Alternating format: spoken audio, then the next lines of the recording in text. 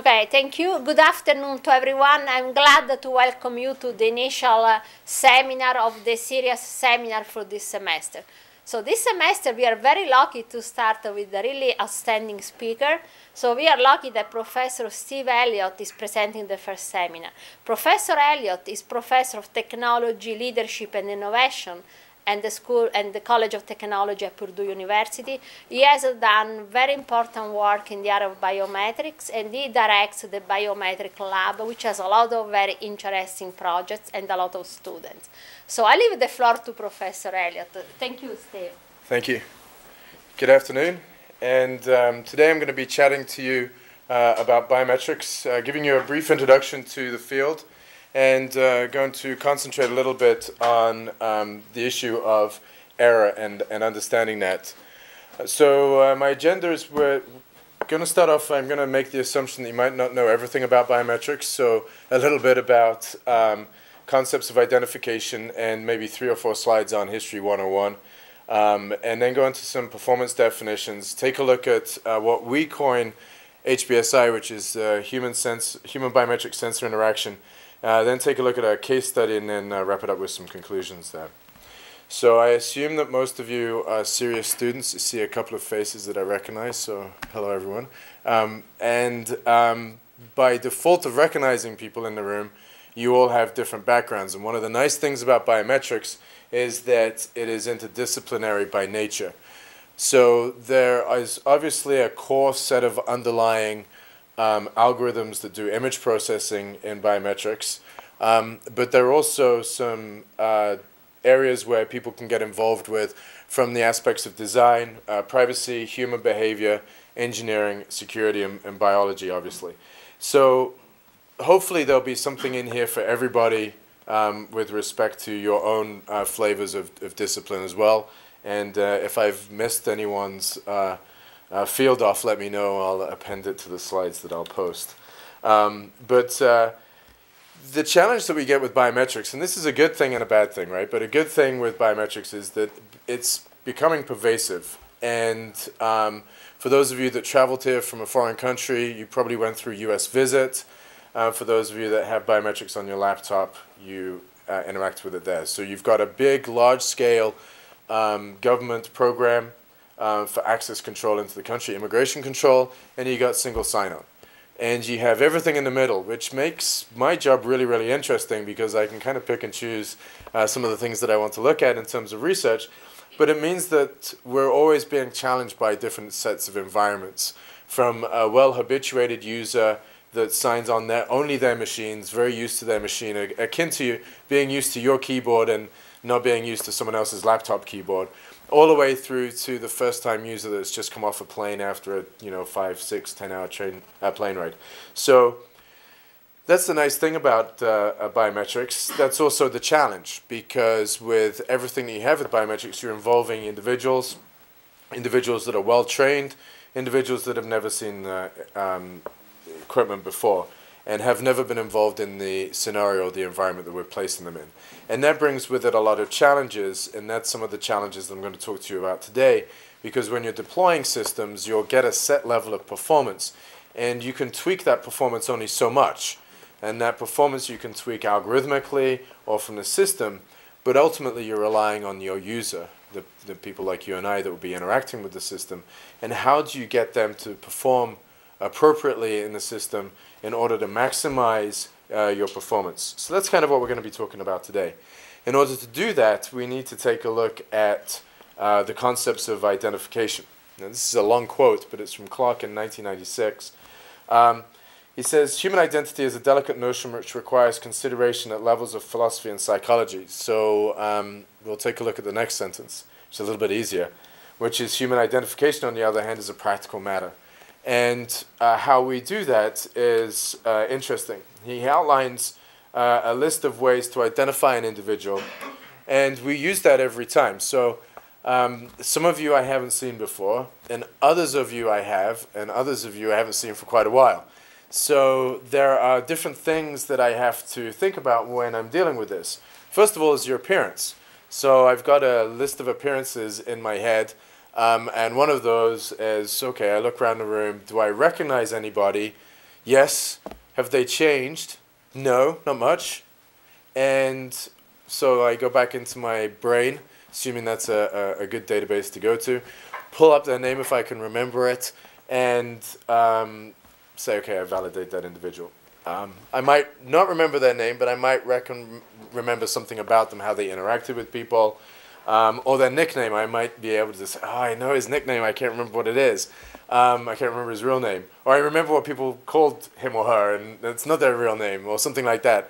And you've already probably been in situations where you remember someone, or you do a double take in a different location. You know, I kind of remember who they are.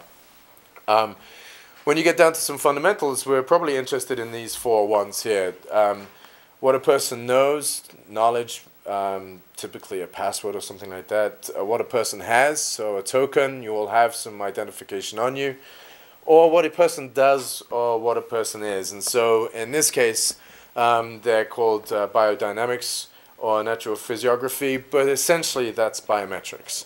And so that's what I'm interested in at the moment, not necessarily the tokens or the knowledge, but the bits about you, what you do, how you behave in the person. So that's the two items that are of interest, and we'll carry those forward throughout this lecture. So here's the definition. Now the definition is fairly stable. Biometrics in itself has been around a while. I'll come to that in the History 101 slides. But you can see it's automated methods of verifying or recognizing the identity of a living person based upon some physiological or behavioral characteristics. That's kind of it in a nutshell. There's some caveats here. Automated, so I can't go back and think about it later on. When I'm at the border, you want to get through. It's always like the last hurdle or the last mile, right? You've made it all this way, you've gone on the plane, you've done your plane ride, and you want to get processed as quickly as possible. And so automated is the essential part of it. We're not dealing in the realm of forensics. So you can use image processing. Biometrics that use image processing can be used for forensics, for people that are dead.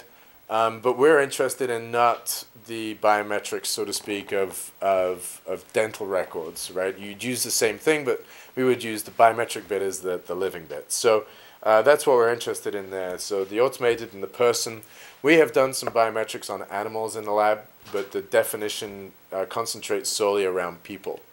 So there are challenges and opportunities within biometrics, and many times when you take a look at challenges and opportunities, sometimes you're overtly critical about your own technology and fairly maybe naive about other people's technology, right? Because that may not be your domain. So apologies to the cards and the passwords folks in the room who might have already done the tree diagram to prove me wrong. But hold on a minute. First of all, there is no best biometric. There is no best token. There's no best password. It's a function of a lot of things. And so you could have a 2-digit password or a 50-digit password. All of those will come with their challenges, right? So you have a very strong biometric. You can have multi-biometrics.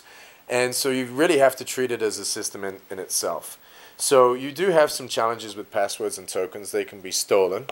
They can be shared. And they can be lost. And biometrics, to some extent, may have certain issues as well. You might be able to spoof a biometric, for example. So I'm not saying that biometrics don't have any weaknesses, but they all have different challenges and different opportunities within the market space. So if you read the literature, and it's a pro-literature of biometrics, you'll see that biometrics are more difficult to share, copy, or transfer. And that's a really broad statement.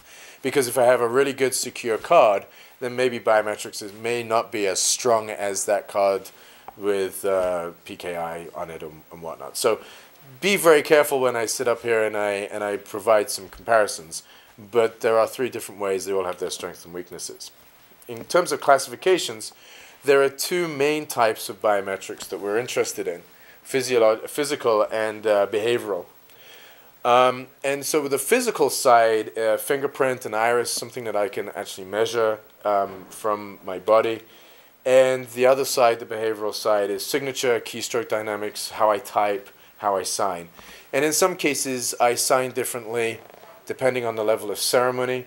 Anyone that has bought a car or bought a house knows that you're going to sign properly. Anyone that's, for the purposes of the video, on Harry's is a local bar in town. Anyone that's been to Harry's at 2 o'clock may have a different concept of signing. So that's a challenge that you have if you came across and said, but that wasn't me at 2 a.m. And so there are different challenges that we have with these behavioral ones. Nonetheless, from a research perspective, really kind of interesting challenges. So never, a challenge can therefore be an opportunity sometimes. This is a non-exhaustive list of modalities. Fingerprint, face, iris are popular ones. Coming up with vascular, palm, hand geometry, of course, for access control, voice signature, and then you've got retina and gait. And multimodal is where one isn't as good as another, and you could combine the two. So I have really poor image quality on my fingers. Some of you may have really good fingers. So maybe we use the face. So maybe we don't use the face for you guys. We use the face for me because my fingerprints are weak. So there is a trade-off as well. And multimodal is kind of an interesting area to work in as well. So let's take a quick step back at history, give you a perspective of where we've come from, because that will also indicate some of the challenges that we have in directing where we may want to go.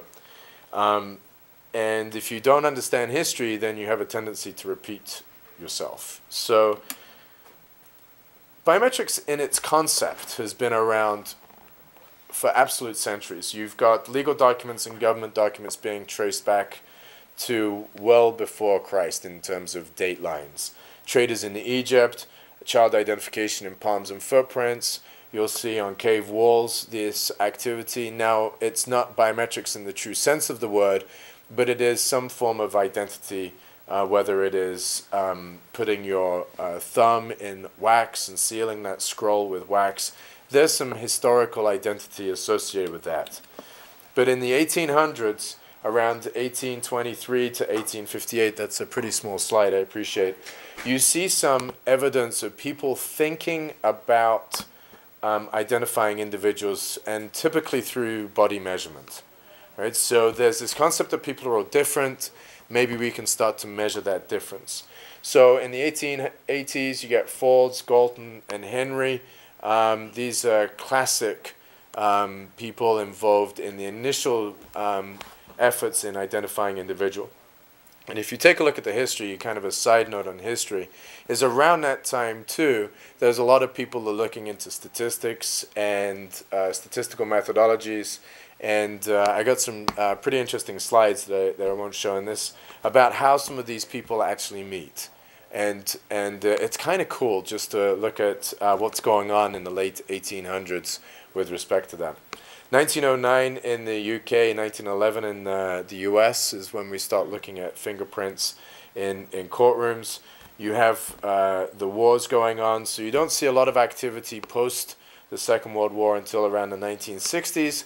But at the same time, post-1960s, you get an abundant growth in computing power and the thought processes. So there are some patents around 1923, 1940s, 1950s that suggest, for example, iris recognition, but there isn't the computational power to kind of bring this forward.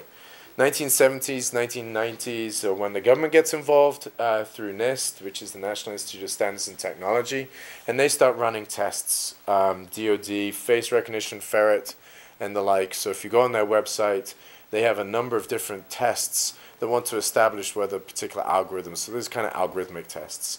And you take there's a group in Italy that do FVC competitions, fingerprint verification competitions, and they've been doing that since 2000, where academics and companies can submit their algorithms on a set of data and you get performance reports. So you get the initial kind of birth of a new science that's fairly new, underpinned by a lot of history. And so obviously these days with computational power, advances in sensors and sensor costs coming down, you can definitely see a growth in that. Our first iris camera that we bought was nearly $10,000.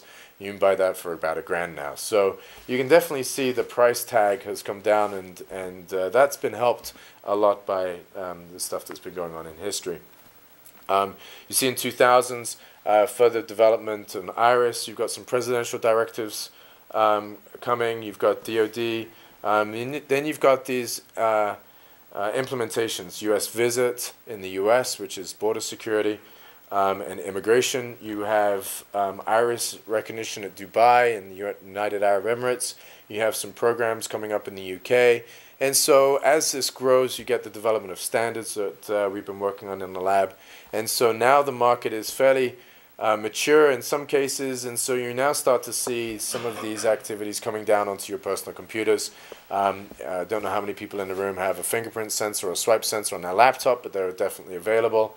Or you may have photographic or face recognition on a laptop. You see that Apple is looking at doing face recognition on cell phones. And so a lot of this development is not necessarily new, but it's coming down to be price point accessible. So that gives you a bit of history, and this provides you with some evidence about the model. Now, the really nice thing about biometrics is typically it all follows the same model, regardless of modality, which is kind of nice in some respects.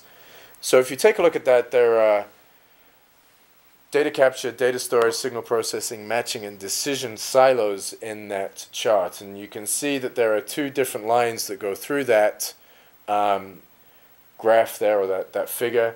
The red dotted line is the enrollment line, and the blue line is verification or identification or recognition line. Before we can really do anything with you, we have to enroll you. And so enrollment sometimes provides its own challenges. The challenges are that if I'm going to enroll you into the system, this is typically the first time you've played with the system or interacted with it, and therefore you might not be that good at using it. It takes a little bit of time to use some of these devices, at least get used to them. So that's one of the challenges you see with large-scale deployments, is when do you enroll someone, and then when will they use it again? So I'm pretty fortunate. I travel a lot. I'm always going through US Visit. I probably went through it, I don't know, 15, 20 times last year. I probably did 20 international flights maybe.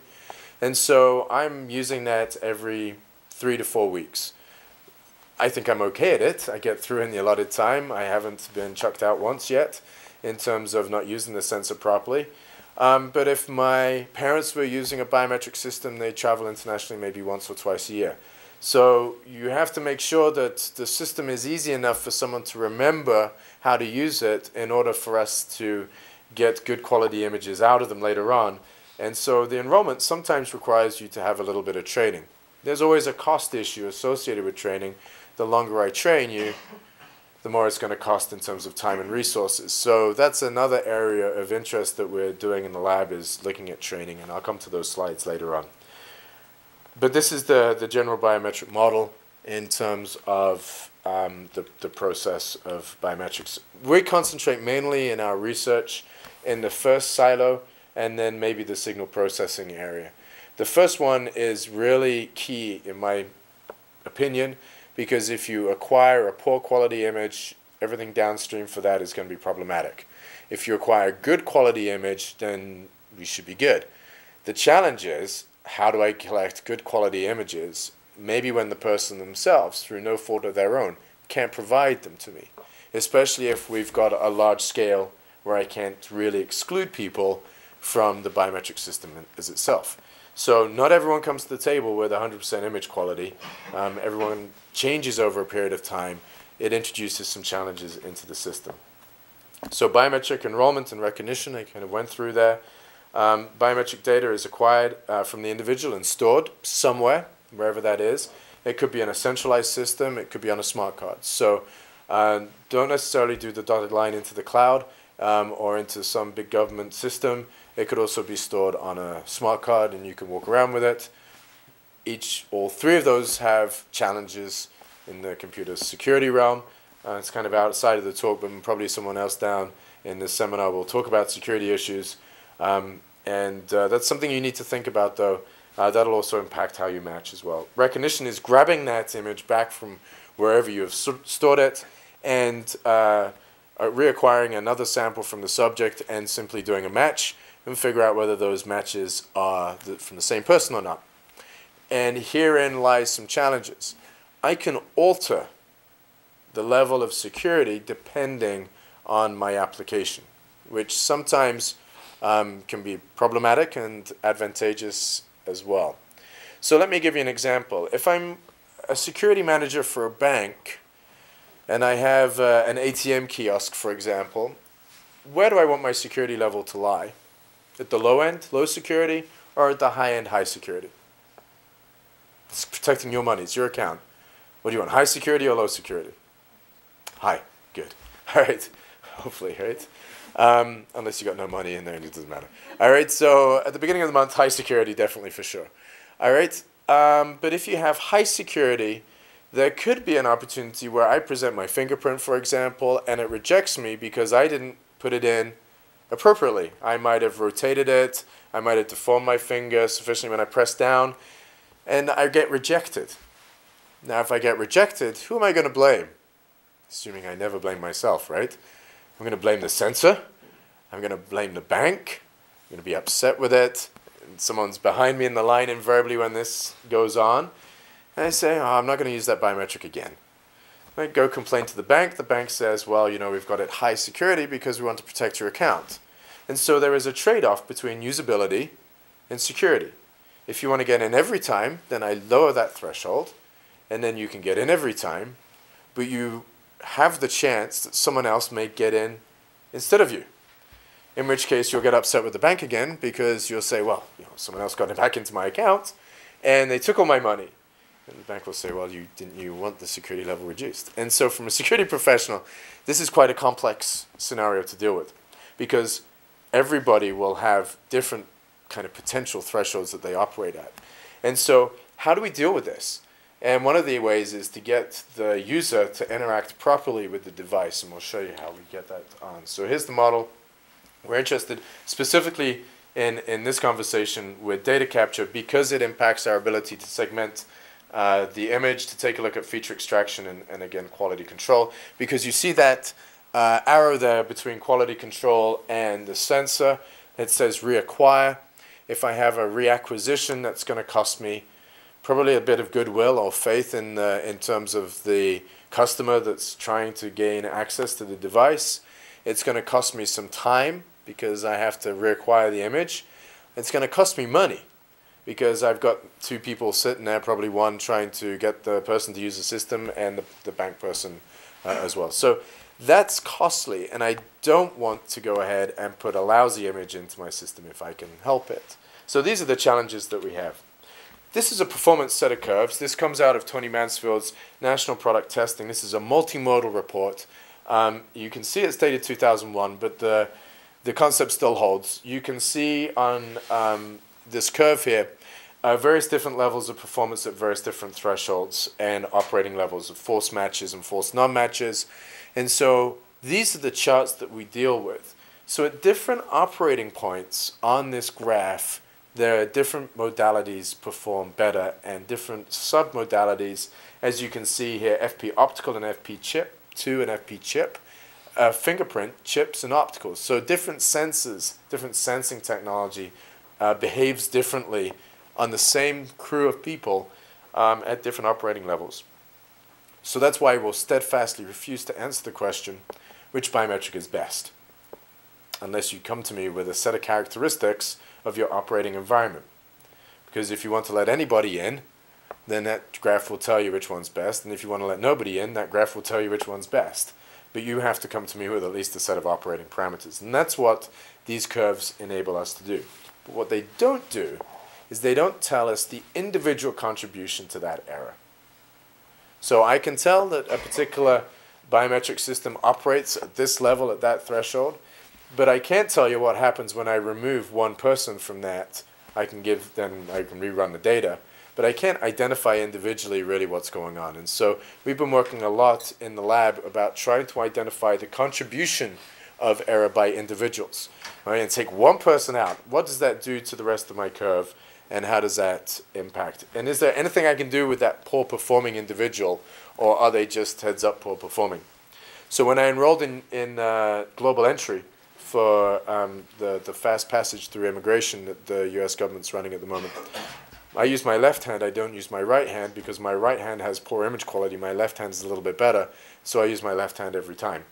So the contribution of my error can be brought out a little bit more. So we want to look at how people contribute to error, not necessarily the global effects.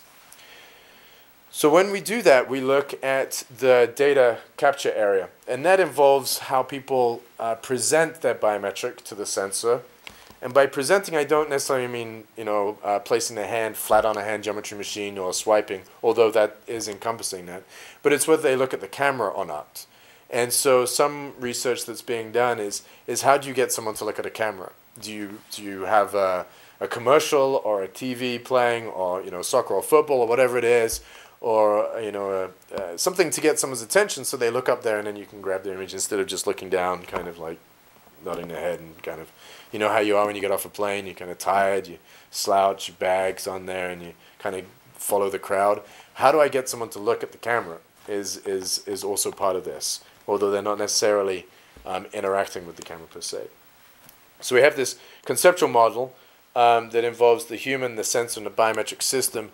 The human from this aspect is typically the subject of interest, and the subject of interest typically is the person giving the biometric, although this year we're doing a lot of work in the operator, because the operator also contributes to the error.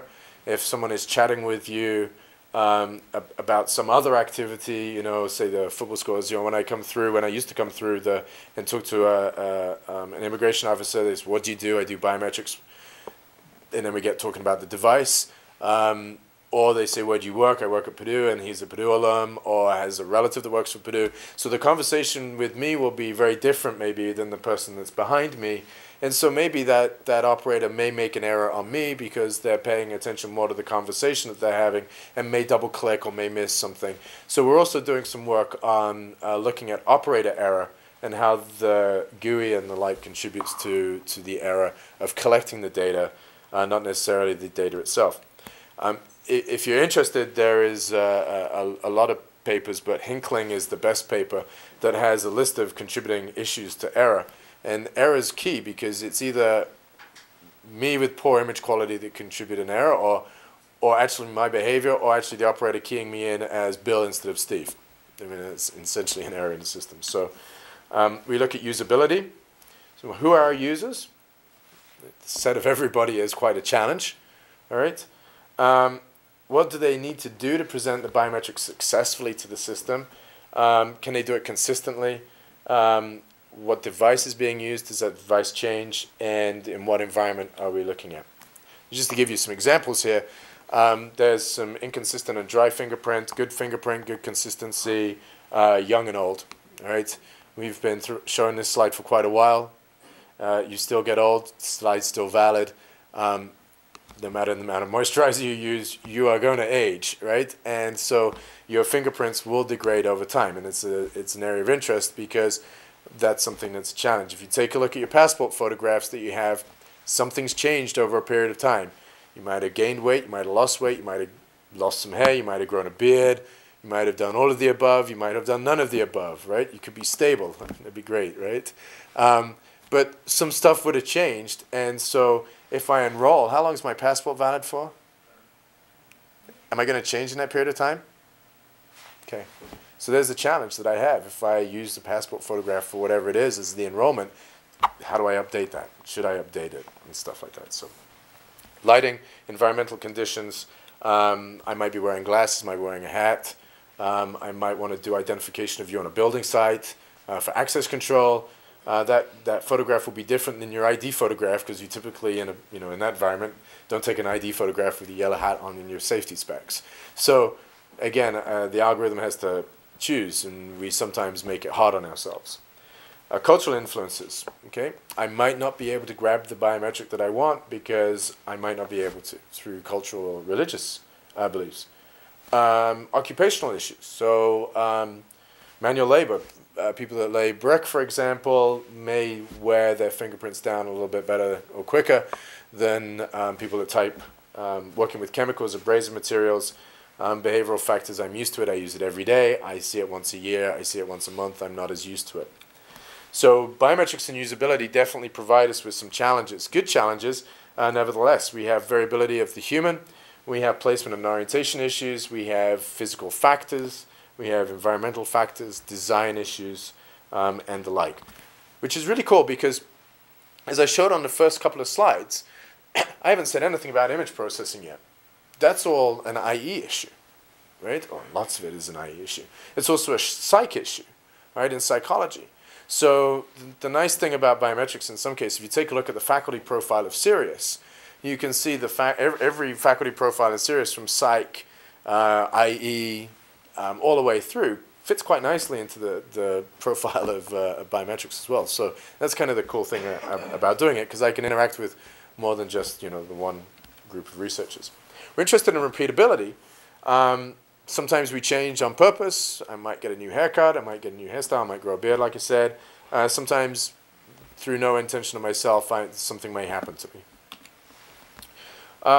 And then sometimes I have to specifically interact with a device that I might not be used to do.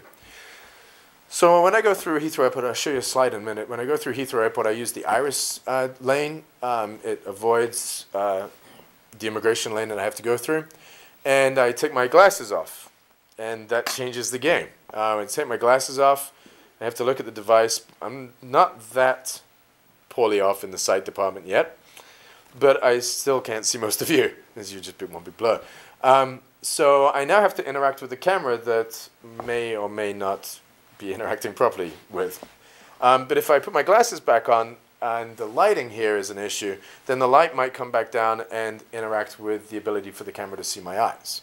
So you've got some challenges there. How do we provide best practice to people coming through? How do we do the signage appropriately? And how do you provide the signage to a group of people that encompasses the set of everybody? Because one sign for one person may not read the same sign as another person. If you travel internationally, there's some set of signs that are common, and then in some countries, those signs are very different. All right? So how do I tell people to put their glasses on and glasses off when English may not be their first language? So temprint on a fingerprint sensor. How do I space my fingers? How do I deal with that? How do I interact with it? How do I enter the sensor? All of these are issues. This is a hand geometry issue. Hand geometry machines change design over a period of time. That's an access control. I place my hand, interweave my fingers with those pins. You see the pin layout is stayed the same, but the device looks different. So people may go, oh, it's a different device. It doesn't look the same. Sometimes you may get missing digits, a small hand, a normal user, whatever that is, a normal size hand, and then you get a really big hand. So our hands are fairly different as well. And so that's of interest. Fingerprint design. These are different designs. The one in A is a laptop. Now, laptop fingerprint sensors, you got to love them from a research point of view. They stick them sometimes in not the best place, right? I remember I had a Toshiba tablet that works really well when you've got it in tablet mode. I can swipe my finger down like this and don't have to chalk my hand across the screen and get fingerprints all over it. But when it's in typing mode, it's like that. And now I have to go like that and I give up. I don't bother, right? And you ask why'd you put it there, and that's where the real estate, because all of the other stuff inside the machine, even though the fingerprint sensor has a fairly low profile, they place it there. So you can see in A, that's fine for a right-handed person, but a left-handed person, what happens? The fingers interact with the mouse mat. So off shoots the mouse, all right, and now you can't do what you need to do. So, some challenges there. Not necessarily they didn't think about it, but maybe they did and made the call. You can see in B there's a height, sensor's different. You can see in C that they actually have a locator for the fingerprint so you can't overshoot your finger. Different interaction environments. When I use the kiosk at US Visit, you see that the interaction environment there is I'm on my own. I have no guidance. I have a screen that shows me whether I'm good image quality, bad image quality. My hand lights up, my fingers light up, and then they get squares over them. And it's a red square, yellow square, green square. Green's good. Yellow is you need to work on it. And there's a countdown clock that says you better work on it fairly quickly. Otherwise, you join the line or you go to the front of the line. So that's the system there. When I go through the line, if I wasn't in global entry, for example, and I just went through the regular US visit lane, then the immigration officer has to provide me with the guidance because I don't get a screen. Just place your finger there, whatever, place your hand. Outdoor, indoor, that's another environment as well. Training, how do I train? We've done some research on this, looking at how people learn. You learn differently. You may be a visual or a verbal learner. You may read or you may want to watch a video. In an immigration line or in an instruction line, how do I best convey what I'm trying to get you to do in the period of time that you're trying to do it? All right? And I may have half an hour in an international flight when everyone arrives at the same time. Say at Dulles, I may have 2 hours to get the message across. But I've been in Dulles when there's been no one in that immigration hall, and I made it all the way through, and they've been waiting for me. Therefore, you have no time whatsoever to give me any instructions because I don't want to hang around just in case that plane load of people is nanoseconds behind me and I want to keep moving. So that's a challenge, right? So it's inconsistent in terms of my training. This is an example of US visit, and you can see the interaction there. They also have camera take face as well. Those are the 3 different cameras in the iris implementation, different heights. I tend to use the middle one, if that gives you a guide. I'm 5'11".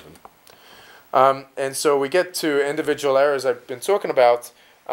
Individuals will contribute different errors to these sensors here. I want to know who they are, what they're doing, and how I can fix it. And so that's how we get to the HBSI model, this model that we talked about. How are the biometric features affected by the environment? We do some skin analysis in the lab. So we like to know how moisture elasticity and oiliness of your skin, for example, impacts the sensor. It does. How much noise does the environment add to the signals? We've got bright lights, darkness, and all of that stuff. And then how do physical and behavioral factors from the user affect the algorithm as well. Let's give you a quick case study here in the time that we have remaining. So if you take a look at a fingerprint sensor, that scenario at US Visit where you place your hand in, you've got 3 things that you do. You place your hand on the sensor, you have your hand on the sensor, then you take your hand off the sensor. Simple, right?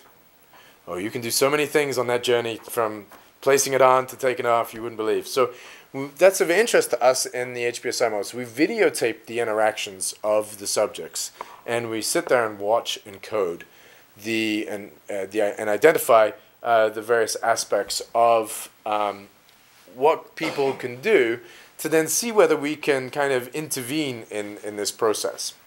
So if you place your hand onto the sensor, there are 2 different ways of doing it. You can either place your hand flat like that, so all your fingers land at the same time, or you can kind of do a piano movement. And so we see a lot of people go like that. Don't know why, just some people do that. So that to us is interesting because if you go like that, then the force is laid down at the same time, and if you go like that, then there's some differences there. And so what happens to the level of force on the pinky versus the index finger? No force or no pressure is a light print. Too much pressure is a too dark a print. Going to go to 3 bears rule here. So we like to have a moderation of pressure, I suppose. We have some values. We've done some work on this in order to optimize the print. So other things that people do with this is they do tips. So just the top of the fingers here. So that's something that's interesting. Fingers bent up where they will put their hand up and then for some, I can't do it, but their fingertips here will go up. So that's kind of interesting. Some people do nothing that we can't, no obvious way of doing it, just put it down and go.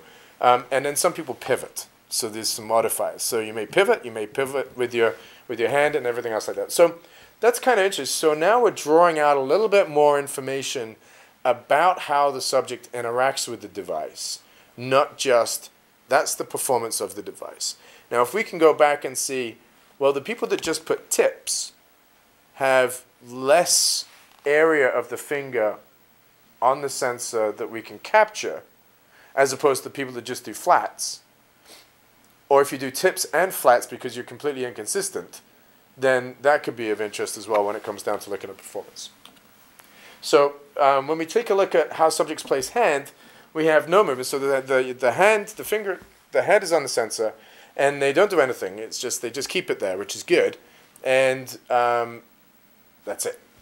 Some people look at this, if we show them the image, they'll move their hand around because they'll assume with no guidance that the initial image wasn't good enough. So we present them sometimes with live scan images so they can see the rotation of their hand. Sometimes we turn it off. And then some people shake. So through no fault of their own, they will shake when they've got their hand on the sensor. All right? And that is not necessarily related to any MSDs. And then sometimes people think, I'm already good, it's got my image, and it hasn't, and so they'll lift off prematurely. And if they lift off prematurely, then I kind of get a ghosting of the image, or it will capture and then it disappears, so it's not as good as if they held on. So you've got those basic coding efforts, and so what we then do is we then go back and code our videos according to those characteristics, and we come up with some results. How do I stop someone from doing a piano? How do I stop someone from rotating their hand? How do I make them not shake if the shake is not biological, i.e. part of their makeup?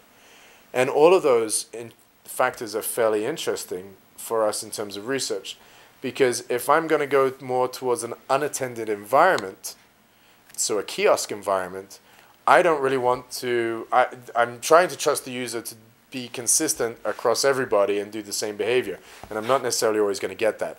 So if I can kind of create a device or a sensor or guidance that will make them as consistent as possible, then that's good for me.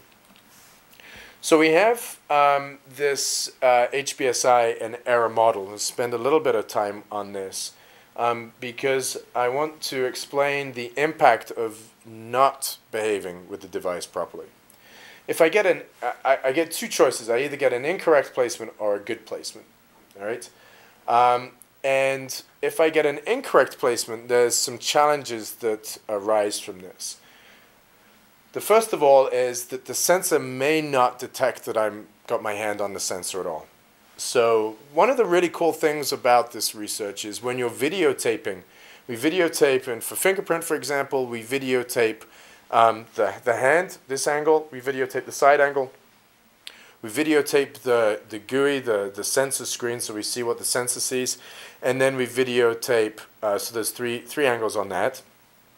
For iris, we've done the same thing, where we videotape the subject, we videotape the volume, because the camera can only see a certain amount, we videotape what the subject sees, and how they position themselves, and how they react to the guidance that the sensor will tell them. So one of the things is with a defective interaction, you put your hand on the sensor, we can see that the hand is on the sensor, and then you look at the sensor screen and it's blank. The sensor doesn't see anything. The sensor hasn't triggered, and you're kind of having your hand there thinking, well, something's got to happen, and the sensor's like, well, I'm not doing anything because I don't know anything's happening. And so that's an error. And traditionally, you wouldn't capture that error because the sensor doesn't know the error is occurring, but the video does.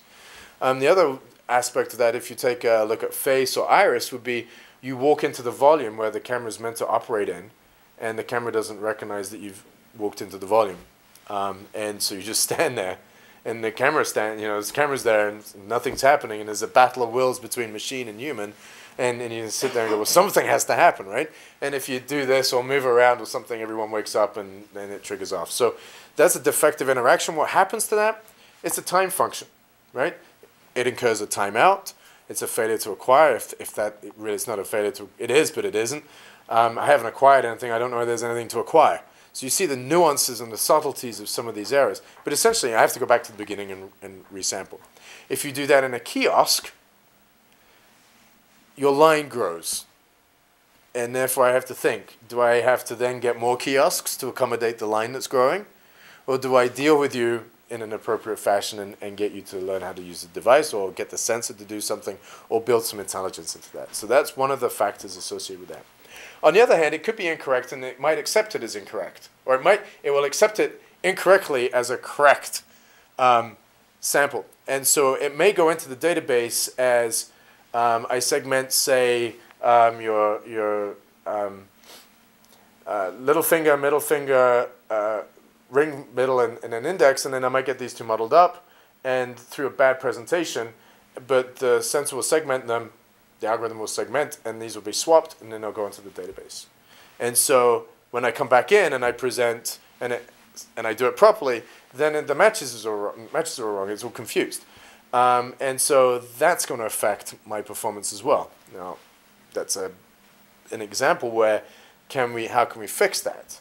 I might put my hands like that. I might have my, and so therefore the algorithm may not be able to segment properly.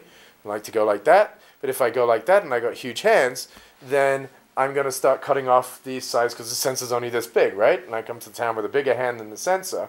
I've got a trade-off. So I might find that my index and my little finger have been cut off. If they cut off on the sides, then that's going to reduce maybe some minutia points that are out there that I've had. So real cool challenges and opportunities. On the flip side,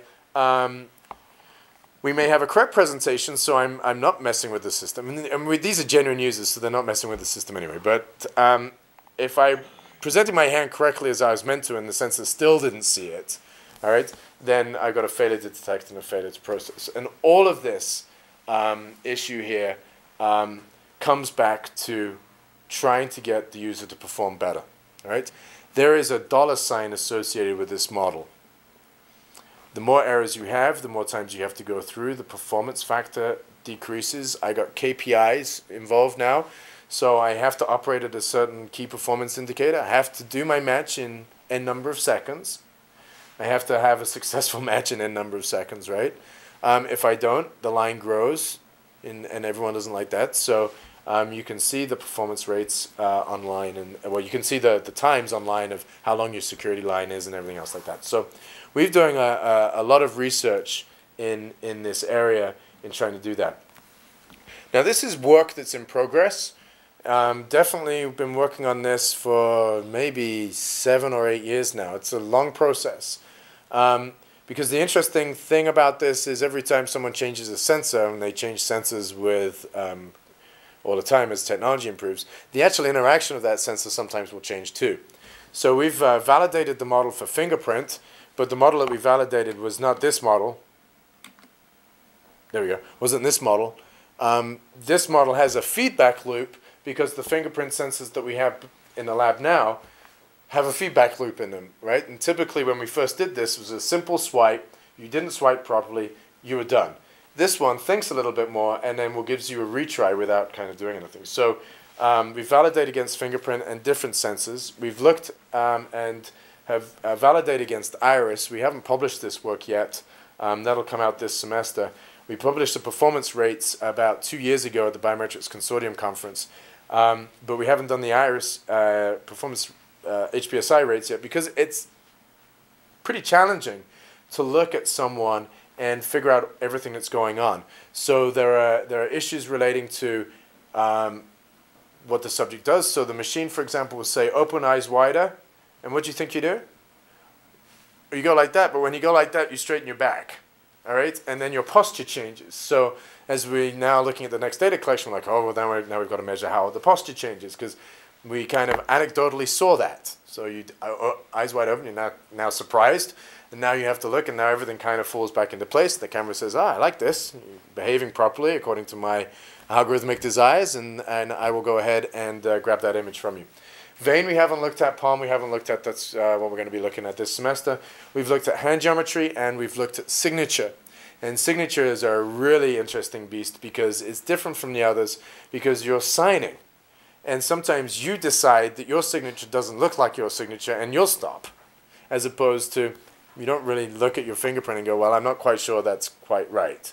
All right, so, but sometimes you'll stop and restart, and obviously if you use those point-of-sale signature pads, you make the determination in your head maybe that those signatures don't look like the signature that you're donating and just will do anything. So that's the validation of the HPSI model, and that wraps it up in terms of my presentation today. But does anyone have any questions? Yeah, there is a, you need to push the button. Yeah. Okay, try to speak loud. Yeah. I was just wondering if contact lenses have any effect on the iris scan. No. Yeah. Okay, are there other questions? I have a question if there are. So, Steve, you mentioned that there are some standardization bodies looking into biometric. What are they exactly standardizing? Oh, that's a good question. In terms of, in fact, I'm going there tomorrow to a standards meeting. There are 6 working groups that are participating in what's called ISO and IEC. And they participate, they standardize everything from vocabulary. So we're a fairly young field, and so people have different vocabulary definitions for the same word, which isn't useful, because I can say X and someone will think Y and it's the same word, and that doesn't help. So that's quite a long process to define a dictionary body. And then don't forget that some other committees or standards bodies may have already standardized the words, so it goes up into a big dictionary and gets adjudicated. Data formats, so how we interoperate, for example. So if I have sensor A and sensor B and I put my fingerprint on sensor A, we need to figure out a way to make that fingerprint work on sensor B without having to enroll you on sensor B, sensor C, sensor D, sensor E, and so forth. So that's a real challenge to get interoperability of fingerprints. The other one that has been working on for quite a while, in fact that was a CERIAS project with undergrads, has been standardization of Java Bio API. It's an API for biometrics. That migrated itself all the way through, and now we've split the project into OOPL, Object-Oriented Programming Languages. We have part 1, which is the framework, part 2, which is the which is Java, and part 3, which is C#. And so that's been standardized or being processed to standardize. It'll move to the next level, hopefully, in the outcome of next week.